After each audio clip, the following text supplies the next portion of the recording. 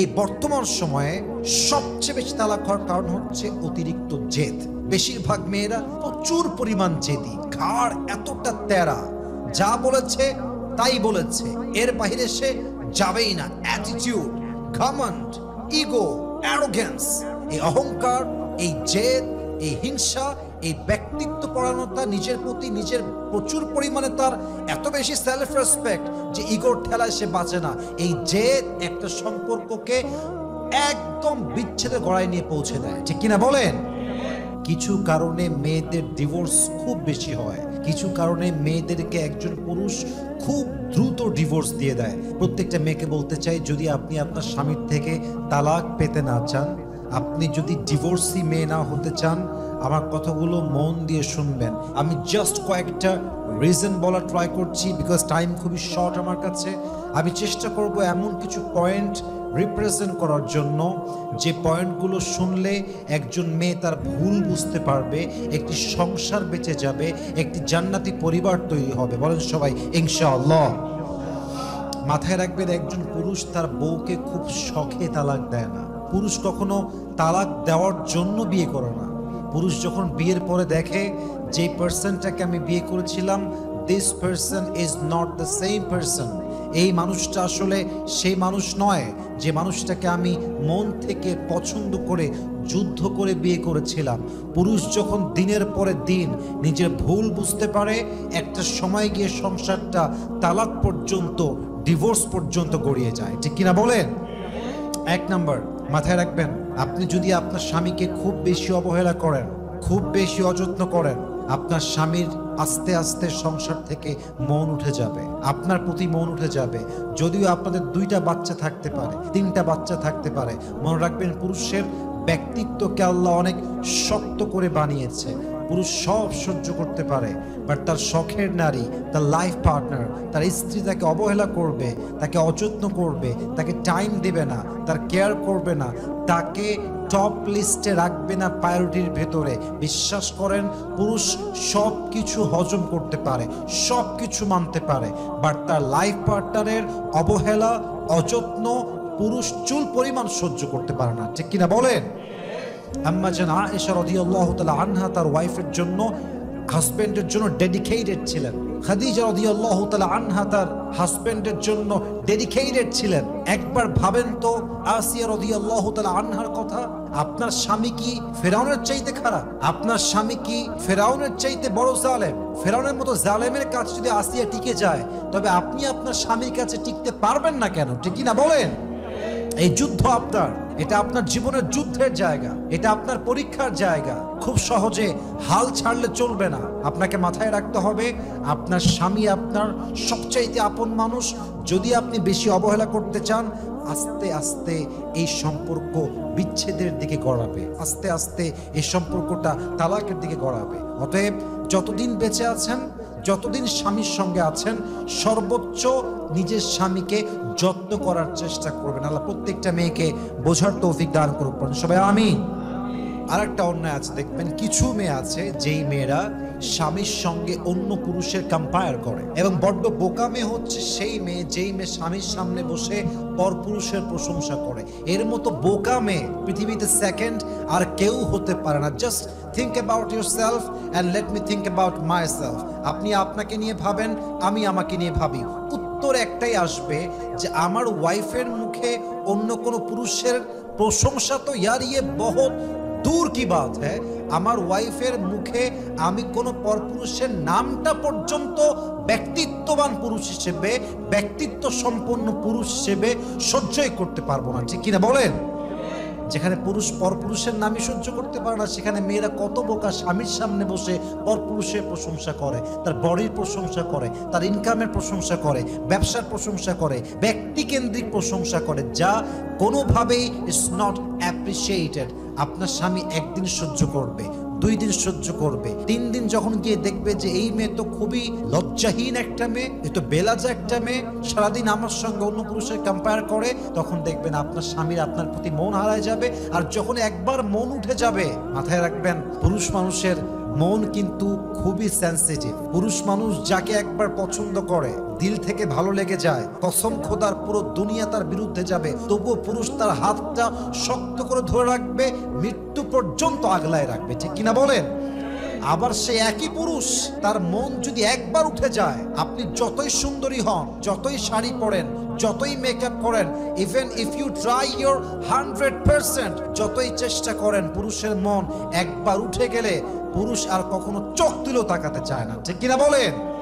অতএব আপনার স্বামীর মন উঠে যায়, এই কাজ স্বামীর সঙ্গে অন্য কেউ কম্পেয়ার করার মতো যে জঘন্য কাজ, এই কাজ করতে যাবেন না প্রিয় বোন। মেহেরবানি করে স্বামীর সামনে বলেন, you are the best husband, তুমি আমার জীবনে দেখা শ্রেষ্ঠ হাজব্যান্ড, তোমার মতো পুরুষ হয় না, তোমার মতো মানুষ হয় না, তোমাকে পেয়ে আমি ধন্য, তুমি আসার পর থেকে আমার জীবনটা পরিবর্তন হতে শুরু করেছে, তুমি আসার পর থেকে আল্লাহ তাআলা তোমাকে আমার জীবনে একটা বিশাল বড় রহমত করে পাঠিয়েছে, তোমাকে ছাড়া আমার জীবনটা শূন্য মনে হয়, আল্লাহ এবং তার রসুলের পরে আমি সবচেয়ে বেশি ভালোবাসি আমার স্বামীকে। এরকম কথা বলার দরকার আছে না নাই?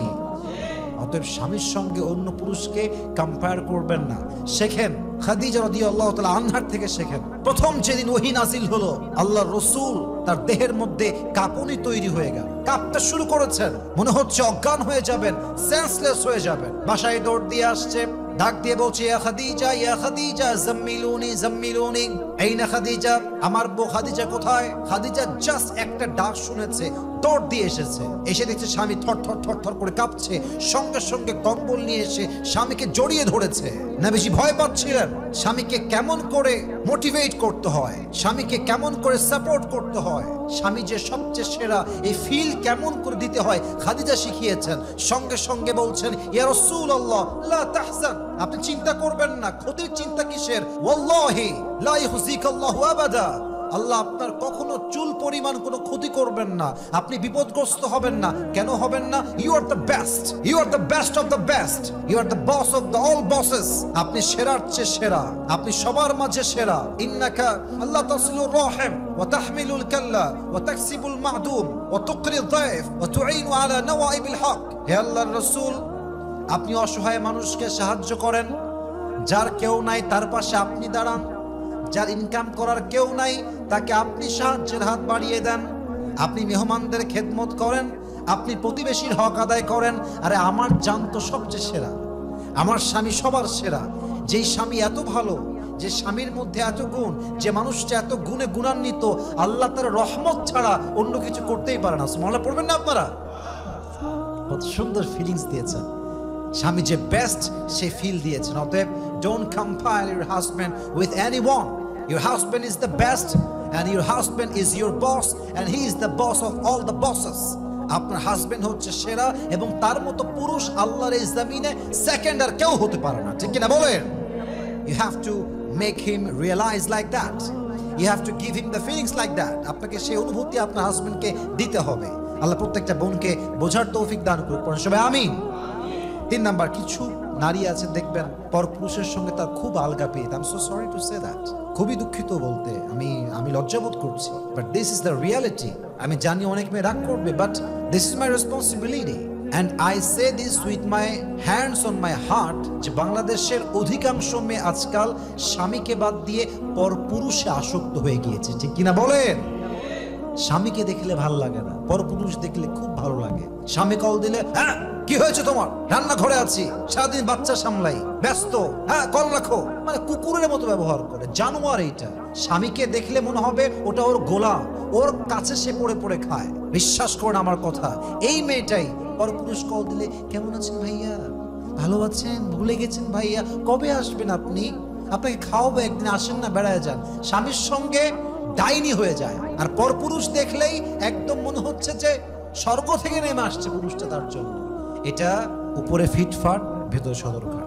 মাথায় রাখবেন, যেই নারী তার স্বামীর কাছে যত্নশীল নারী হতে পারে নাই, যেই নারী তার স্বামীর কাছে আদর্শবান নারী হতে পারে নাই, সে যতই তাহাজ্জুদ গুজার হোক, যতই পর্দাশীল হোক, তার এই পর্দা দিয়ে, তার রোজা দিয়ে, তার যাকাত দিয়ে, তার হজ দিয়ে কোনো কাজ হবে না যদি সে তার স্বামীর সঙ্গে খারাপ ব্যবহার করে পরপুরুষের সঙ্গে পরকীয়া জড়িয়ে যায়, ঠিক কিনা বলেন?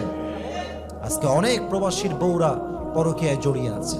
স্বামী টাকা পাঠায় বিদেশ থেকে মাথার ঘাম পায়ে ফেলে, রক্ত পানি করে। আপনি যে লেভেলে ইনকাম করেন, যে কষ্টে ইনকাম করেন, তার চাইতে 80 ভাগ কষ্ট বেশি করে আমার প্রবাসীর ভাইরা। কড়া রোদ, মাথার মগজ টকবক করে ফুটে, এ রোদের মধ্যে, তাপের মধ্যে পরিশ্রম করে, রক্ত পানি করে টাকা পাঠায়, আর সেই টাকা দিয়ে বউ পরকিয়া করে বেড়ায়, ঠিক কিনা বলেন? ইভেন অনেক বউ তো এরকম আছে, আমাকে বলতে হবে, আমার করার কিছু নেই। অনেক বউ প্রবাসীর টাকা নিয়ে, টাকা জমিয়ে, সেই টাকা নিয়ে তার প্রেমিকের সঙ্গে বাড়ি ছেড়ে পালিয়ে চলে যায়, ঠিক কিনা বলেন? আমি আসিফ একটা কথা পাথর খোদাই করে লিখে দিতে পারবো, যেই মেয়ে তার স্বামীকে ঠকিয়ে পরপুরুষের সঙ্গে ভেগে যাবে, পালিয়ে যাবে, স্বামী তালাক দেওয়া ছাড়া অন্য পুরুষকে বিয়ে করবে, ওয়াল্লাহি বিল্লাহি তাল্লাহি, আল্লাহর কসম, একবার, দুইবার, তিনবার, এই মেয়ে কখনো তার বিবাহিত জীবনে সুখের ধন্তেশ্বর খুঁজে পাবে না, ঠিক কিনা বলেন? আপনি বেঈমানি করবেন, গাদ্দারি করবেন, and you will be the most happy person in the world? No, no, no. আল্লাহর নেচারটা এত সহজ নয়, আল্লাহর সিস্টেমটা এত সস্তা নয়। পৃথিবীতে কাউকে ঠকিয়ে আজ অব্দি কেউ সুখী হতে পারে নাই, কারো মন ভেঙে আজ অব্দি কেউ বিজয়ী হতে পারে নাই, ঠিক কিনা বলেন? So please don't cheat your husband. আপনার স্বামী যখন দেখবে আপনি কোনো পরপুরুষে আসক্ত, বিশ্বাস করেন তালাক হবে, বিচ্ছেদ হবে, এটা হয়ে যাবে। পুরুষ এটা নিতে পারে না, পুরুষ পরকিয়া কোনোভাবেই নিতে পারে না। এবার অনেক পুরুষ তো এরকম আছে, পরকিয়া ধরার সঙ্গে সঙ্গে বউকে জায়গায় জবাই করে ফেলে এবং থানায় কল দেয়, আমি আমার বউকে মেরে ফেলেছি, আপনারা আমাকে অ্যারেস্ট করেন। ইভেন রিসেন্টলি ঘটছে এটা, চট্টগ্রামে প্রবাস থেকে এসে একজন যুবক তার বউকে সোজা বাসায় গিয়ে গলা কেটে হত্যা করেছে তার মেয়ের সামনে। Could you imagine that? Could you imagine that? How sensitive issue it is, how dangerous issue it is. অতএব যদি আপনি সংসার টিকাতে চান, ডিভোর্স পেতে না চান, মেহেরবানি করে স্বামীকে বাদ দিয়ে পরপুরুষে আসক্তি রাখা যাবে না। আল্লাহ মেয়েদেরকে বোঝার তৌফিক দান করুন, সবাই আমিন। আবার কিছু মেয়ে আছে দেখবেন, আমি এটা সব মেয়েকে এক পাল্লায় মাপছি না, I don't consider everyone equally, আমি সবাইকে এক পাল্লায় কখনো মাপি না, কিন্তু মাথায় রাখতে হবে অনেক মেয়ে আছে এমন, স্বামীর আপনজনদের প্রতি অনীহা প্রকাশ করে, স্বামীর ভাইকে রেসপেক্ট করে না, স্বামীর বোনকে রেসপেক্ট করে না, ইভেন বাবা মাকে পর্যন্ত অবহেলা করে। যখন শ্বশুর বাড়িতে যায়, ওই বাড়ি থেকে স্থির থাকে না, শ্বশুর বাড়িতে গিয়ে শাশুড়িকে অসম্মান করে কথা বলে, শ্বশুরকে অসম্মান করে কথা বলে, স্বামীর সামনে বসে মায়ের নামে যা তা বলে, স্বামীর সামনে বসে বাবার নামে যা তা বলে, স্বামীর সামনে বসে বসে পরিবার নিয়ে যা মন চায় বাজে কথা বলে। স্বামী একদিন সহ্য করে, 2 দিন সহ্য করে, একদিন এমন আসে মুখের উপরে 3 তালাক দিয়ে রেখে দেয়, শেষ। 1 সেকেন্ডের সংসার ধূলিসাৎ হয়ে গেল। 3 তালাক বললো মানে পুরো পৃথিবীর মুফতি নিয়ে আসলেও একটাই ফতোয়া বের হবে, স্ত্রী তালাক হয়ে গেছে, সম্পর্ক ওখানে শেষ হয়ে গেছে।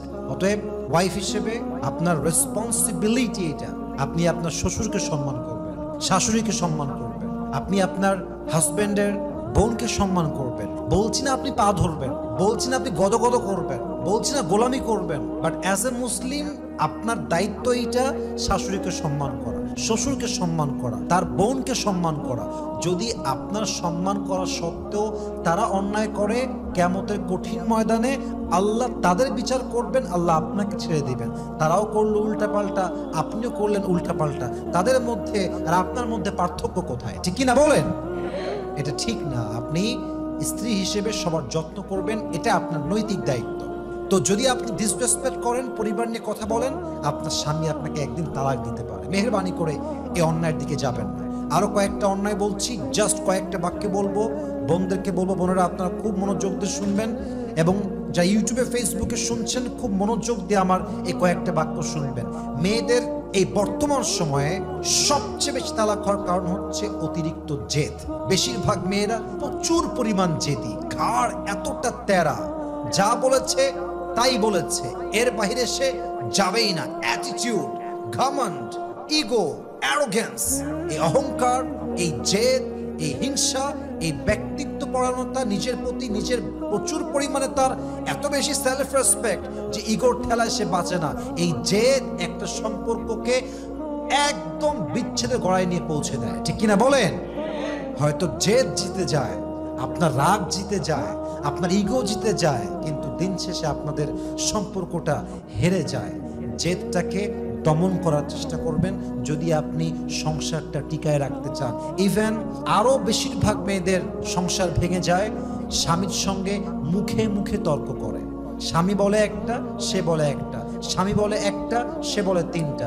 ইভেন যেই মেয়েগুলো স্বামীর মুখে মুখে তর্ক করে, মাথায় রাখবেন এর মায়ের থেকে সে কোনো ভালো শিক্ষা পায় নাই। যেই মেয়েগুলো কথায় কথা স্বামীর সঙ্গে মুখে মুখে জবান দারাজি করে, মাথায় রাখবেন এই মেয়েটা আদর্শবান বউ হতে পারে নাই। এবং যেই মেয়েটা স্বভাবই হচ্ছে মুখে মুখে তর্ক করা, ওর যে একবার ডিভোর্স হবে তা না, ও যেখানেই যাবে ওর শেষ পরিণাম তালাক ছাড়া সেকেন্ড আর কিছুই হবে না। ঠিক কিনা বলেন?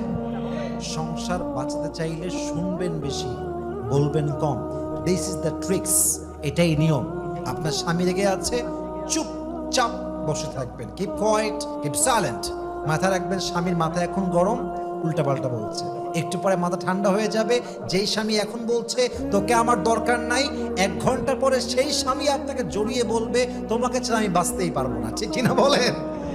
স্বামী ঝাড়ি দিলে একটু সহ্য করে শুনতে হবে, একটু সহ্য করে শুনবেন, একটু সবর ধারণ করবেন।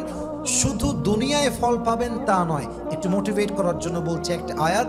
আল্লাহ তাআলা বলেছেন, ইন্নামা ইউওয়াফাস সাবিরুনা আজরাহুম বিগাইরি হিসাব। Those who observe patient, they will be given their reward without measure. কিয়ামতের কঠিন দিনে আল্লাহ তাআলা ধৈর্যশীল বান্দা বান্দিকে বিনা হিসেবে জান্নাত দিবে। সুবহানাল্লাহ পড়েন সবাই। অতএব অতিরিক্ত জেদ করবেন না, মুখে মুখে তর্ক করবেন না। স্বামীর ভাইকে, স্বামীর বোনকে, স্বামীর বাবাকে, মাকে ডিসরেসপেক্ট করবেন না, কোনো অনৈতিক সম্পর্কে জড়াবেন না। অবশ্যই স্বামীর বিরুদ্ধে মিথ্যাচার করবেন না, স্বামীর সামনে মিথ্যা বলবেন না। এবং সবচেয়ে গুরুত্বপূর্ণ, স্বামীর সঙ্গে কোনোভাবেই বেঈমানি, নিমকহারামি, গাদ্দারি, চিটারি, বাটপারি, ধোঁকাবাজি আশেপাশেও যাবেন না। আপনি অনেস্ট থাকবেন, আপনি লয়াল থাকবেন। এরপরে যত জুলুম হবে আপনার উপরে, একটার বিচার আপনার হবে না, প্রত্যেকটার বিচার তার হবে যে জুলুম করেছে। অতএব আল্লাহর কাছে মাজলুমের দাম আছে, জালেমের দাম নেই। আপনি মাজলুম হন কিন্তু জালেম হতে যাবেন না। বেশি বেশি প্রতিবাদ করতে যাবেন, জবানদারাজি করতে যাবেন, মুখে মুখে তর্ক করবেন, জেদ দেখাবেন, ইগো দেখাবেন, অ্যারোগেন্স দেখাবেন, অ্যাটিটিউড দেখাবেন, ব্যক্তিত্ব দেখাবেন, বাজে কথা বলবেন, বাস সংসারটা আপনার খুব বেশি দিন টিকবে না। অতএব মাঝে মাঝে ঝুঁকে যাওয়া ভালো সম্পর্ককে জিতিয়ে দেওয়ার জন্য। মাঝে মাঝে মাথা নত করা উত্তম সংসার বাঁচাবার জন্য। আমার সরি বলায়, আমার নত হওয়ায়, আমার রাগ হজম করায় যদি আমার সংসার টিকে যায়, আমার জান্নাতি পরিবার টিকে যায়, আমার বাচ্চা খুশি থাকে, আমার হাজবেন্ড খুশি থাকে, আমার সংসার টিকে থাকে, সরি আমি একবার নয় কয়েক হাজার বার বলতে রাজি আছি। ঠিক কিনা বলেন? তবে একতরফা সরি বললেও শুধু হবে না, স্বামীরও সাপোর্টিভ হ্যান্ড থাকতে হবে। যাই হোক, আমি কিছু বলার ট্রাই করেছি। আমি যে পয়েন্টগুলো বললাম, আল্লাহ প্রত্যেকটা নারীকে এই সমস্ত অন্যায় থেকে, বাজে কাজ থেকে, অভ্যেস থেকে বেঁচে চলার তৌফিক দান করুক। আমরা সকলেই জবান খুলে, দিল খুলে পড়ছি আমিন।